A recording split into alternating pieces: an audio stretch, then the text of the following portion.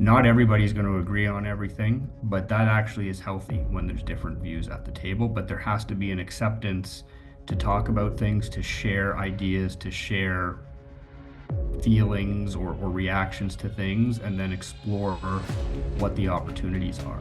The biggest roadblock that leaders experience in the trenches is that they're under so much stress, right? And the effect of that stress that they're under when they don't know how to manage it properly, or they don't have the right systems or people or whatever it is in their business, that puts them into the tunnel, right? So to speak, cognitively, so that they are not focusing on winning the war, but more so on the daily trying to fight those battles. Welcome to the Leadership Launchpad Project, changing the way the game is played. This podcast helps purpose-driven leaders unlock their highest potential so that they can play their biggest impact game. Welcome to the Leadership Launchpad Project, changing the way this game is being played. I'm Susan Hobson, your host, alongside my co-host for today, Liane Wansbrough. Good morning, Liane. Good Thanks morning. for getting up so early for us this morning.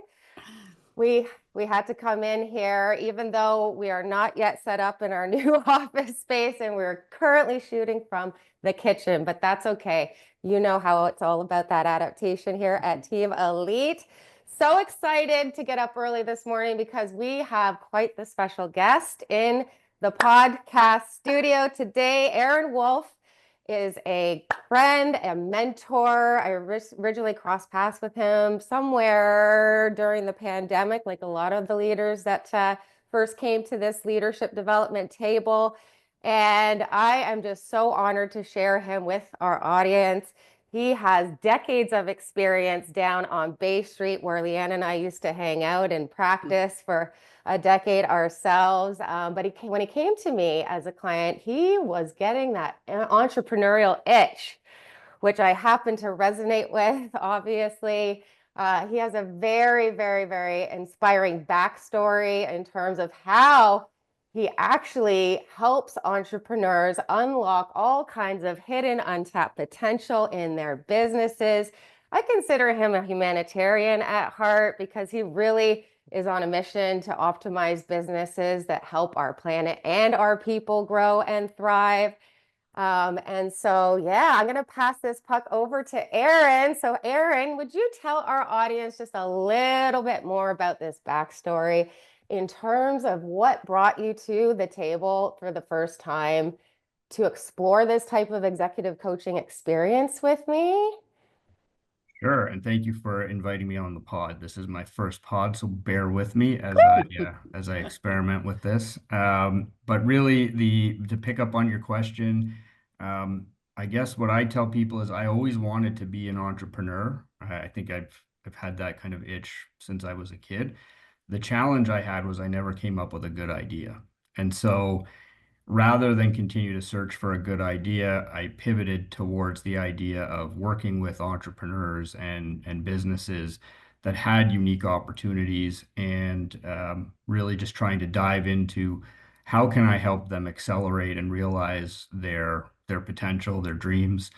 And it just became kind of one step after another once I decided to focus on that. And so we've gone into all different types of businesses. And so it's really not I'm looking for X, Y, Z. The reality is I'm looking for people and opportunity. And I want to understand their stories and figure out how we can unlock value and realize on their pathway or dream. I love it. SagePoint Capital is the name of the business he launched during the pandemic. SagePoint Partners supports the small to medium-sized enterprise ecosystem with direct investments and a turnkey style of business growth and transaction advisory solutions. Can you tell our people a little bit about what SagePoint is, the mission that you're on, and specifically just what inspired you to go on that mission, like in particular? What made you choose this audience to work with? Sure, it's I guess a large part influenced by the answer to the first question, which is trying to work with entrepreneurs and realize on their dreams. Now, Mm, you know, that's kind of the underlying itch that I'm looking to scratch. And then, I have to unfortunately make money to support a family, so you have to wrap a business around that. So mm, to wrap a business around that, can't be everything to everyone. So looking for smaller businesses that, are established, so to speak. Like there's lots of opportunity in the venture world. It's very interesting, but mm. it's high touch point, high risk, and it's not really where my skill set lies. So we look for entrepreneurs and businesses that have a proven concept or proven business, and then how can we assist them in getting to that next stage? And we draw on decades of experience on Bay Street, where we have access to capital providers beyond our own balance sheet. But that's really just the way to open the door. Most of what we do is not at all related to raising capital or introducing capital providers.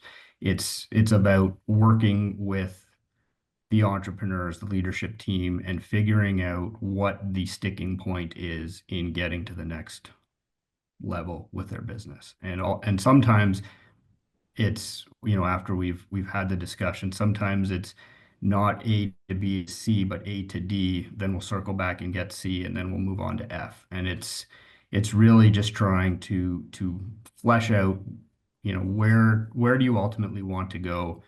Are you dreaming too big? Are you dreaming big enough? And then filling in the pathway to get there.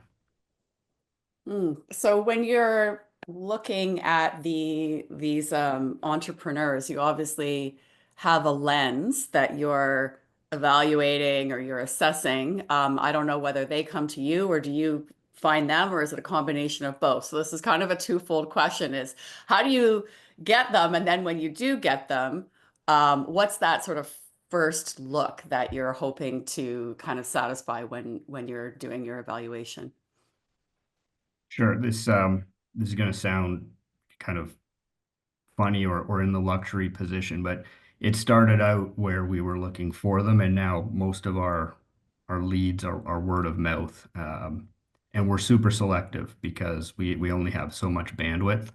And the last thing I want to be seen is being a service provider. We ultimately are a service provider at the end of the day because this is a business, but um, we really look at this as a partnership model where we're partnering with the entrepreneur or management team, and we really see ourselves as an extension of management. So we can only do so much. There are lots of fantastic opportunities out there, but we've got to be super selective. And when it comes to being selective, everything starts and ends with the people for me. Just in every time we've had extreme challenges that we couldn't find the other side of, it was because the people part of the equation didn't work. And so, from my perspective, there has to be openness, honesty, good communication back and forth. Not everybody's going to agree on everything, but that actually is healthy when there's different views at the table. But there has to be an acceptance to talk about things, to share ideas, to share feelings or reactions to things, and then explore what the opportunities are. And oftentimes, my question is different than the CEO's question, but the answer to our questions isn't the right answer, but it gets us to the right question that provides the right answer. What are some of those criteria when you say that the people are the biggest part of the equation, the decision criteria? What are some of those decision criteria in terms of knowing that you can work with these leaders shoulder to shoulder to help them unlock all that hidden potential in their business? What are you looking for there?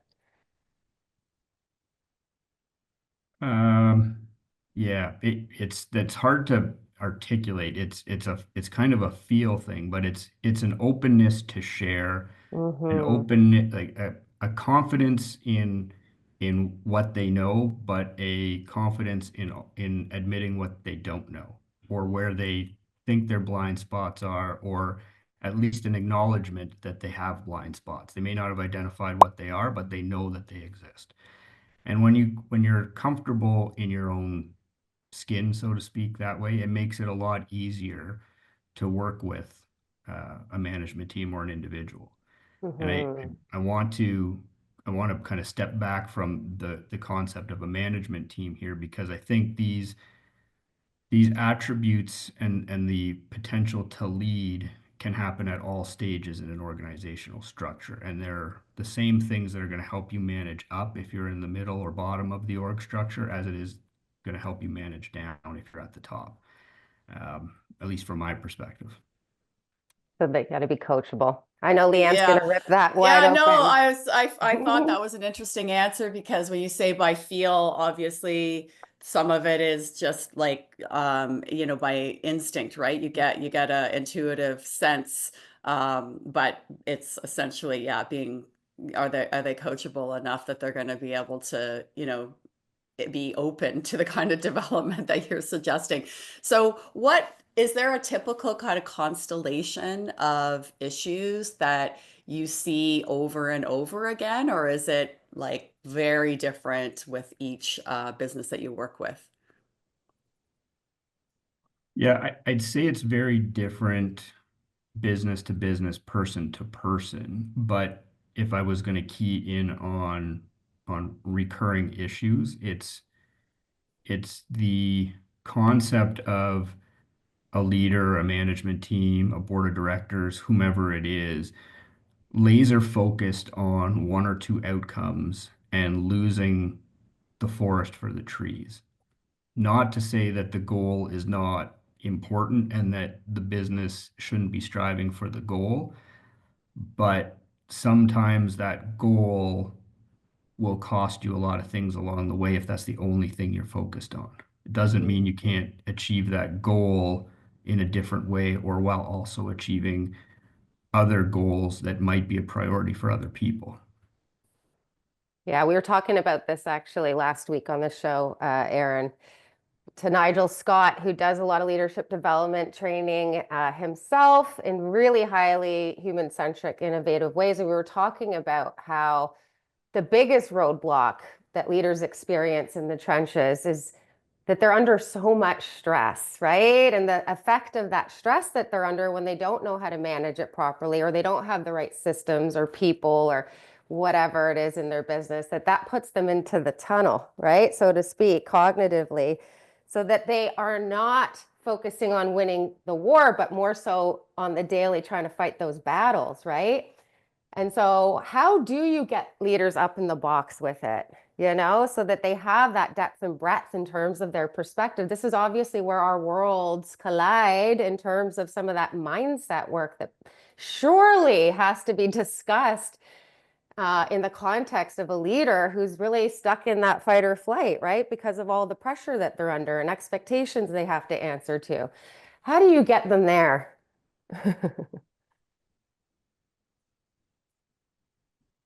It's depending on the individual, it's different, right? And it's all about trying to create a connection with the leader or the individual you're coaching or working with and figuring out what they're going to be responsive to.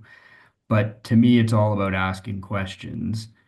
And sometimes the questions have nothing to do with the business, which is why I think continued education is a key topic we should get to at some point, but not to Mm-hmm, derail this conversation. mm-hmm, mm-hmm. Um, it's about laying the path work and getting them to see the opportunity or the situation from a different perspective. And if, knowing that you've got a hockey background, if I use a hockey analogy here, um, Steve Yzerman was a prolific goal scorer, right? But he didn't win a Stanley Cup until he decided to work on his full game and become a true leader and play the full ice. And that's really the perspective that you have to get for a manager or a leader is it doesn't really matter who puts the puck in the net at the end of the day. It's that you put more pucks in the net than the next person. And so if you're playing a checking role and you win your shift, that's all that really matters at the end of the day.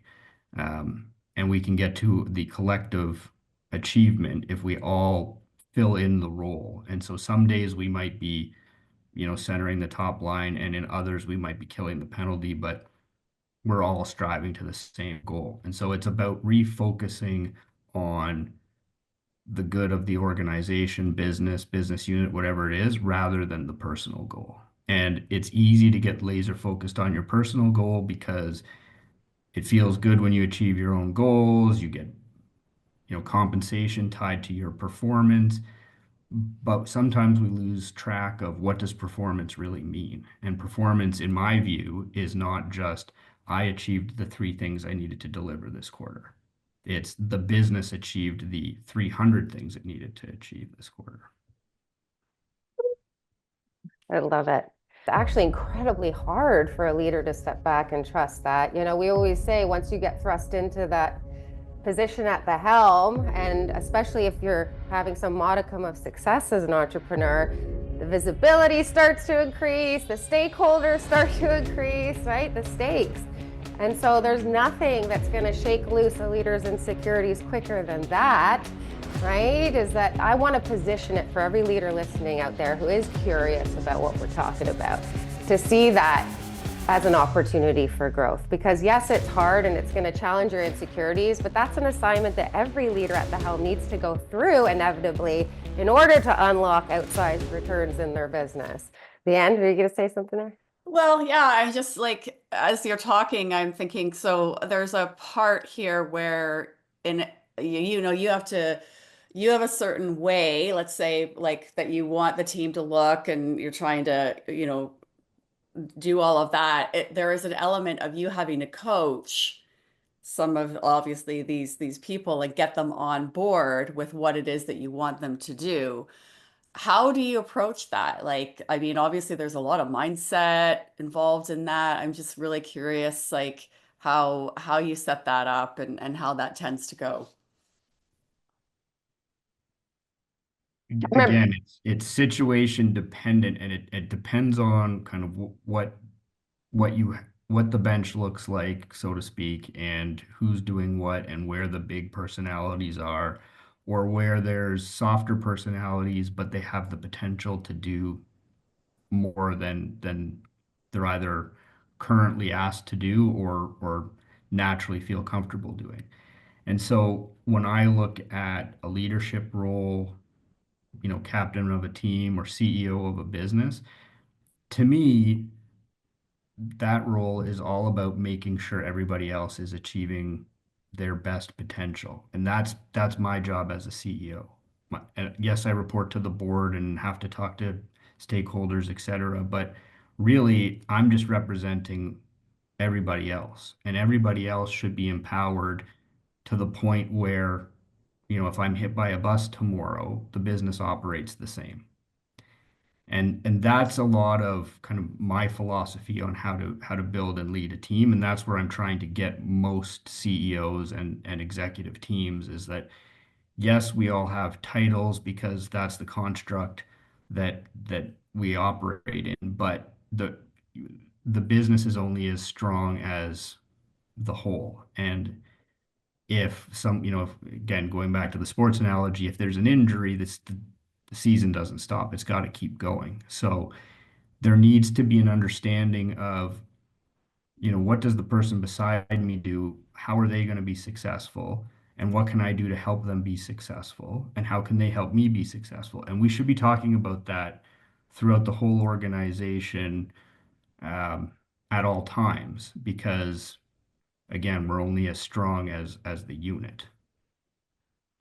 yeah, I feel like this is bringing some bells, right? In terms of some of our earliest discussions when we were talking about making this transition into leadership yourself, right? Which is like the importance of understanding how a leader can really step back and actually feel safe enough to step back from the trenches of their business so that they can allow their talent to step up, right? And really show their leader what they're working with. I feel like that just one mindset strategy, right, from an empowerment perspective unlocks so much in so many businesses. Why is that so hard, though, for a leader to trust the stepping back so that they actually can empower everybody to know their role, own their role, right, and have enough of that autonomy themselves so that they actually can show up and add max value to the equation?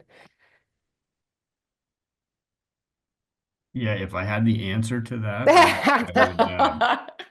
I would probably be, I don't know, running my own podcast and selling the secret. But I feel like this is a conversation that we inevitably are having with all these business leaders, you and I, right? And yeah, Leanne. So I know that there's no simple answer. I know that this is a complex one because there's a lot of different facets and variables like you've been referring to. But I just want to leave our folks with a little tiny bit of strategy from a mindset perspective, right? In terms of how, if they're listening right now and they're realizing, oh my gosh, this is me. I was so used to being the all-star individual contributor in my business for so long, right? And like putting everything on my own shoulders that I just physiologically cannot trust.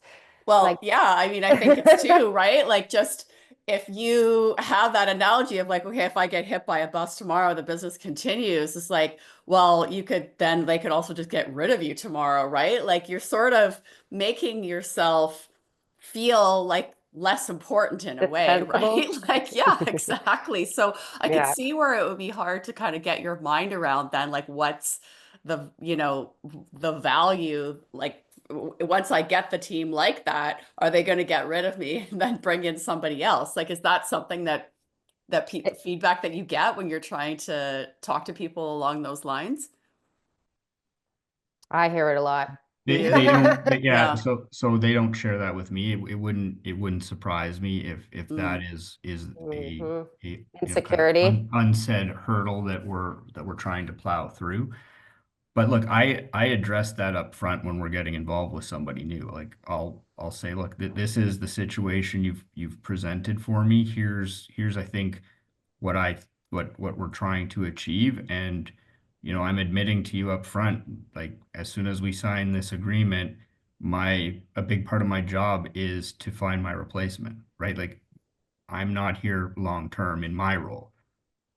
Um, if I'm thinking of it from a leader's perspective, I don't know. I think that's the not in a unhealthy confidence way, but to me, that's the ultimate confidence point where if I can get everybody around me to be as good as they can possibly be to the point where I'm not needed, maybe not needed, but like you could survive without me, that's fantastic. I've achieved my goal.